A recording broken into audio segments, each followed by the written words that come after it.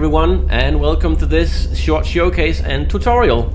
I've been receiving many questions about this build throughout the last couple of months. The main one being, how did you do the yellow? So here it goes. You want to build on a white base because applying yellow over a gray or black just won't do.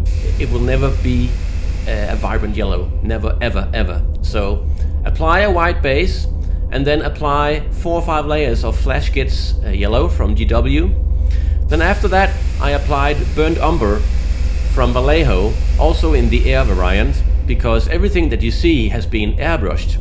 It would be very time consuming to do this many layers with a regular paintbrush. So airbrushing is definitely the way to go, and as you can see, you can do some very nice transitions also on the weapons, on the metallics, etc.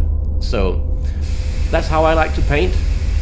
If you have any more questions about this build, feel free to write to me, and I'll answer them as good as I can. With that said, have a nice Christmas and a Happy New Year. Take care.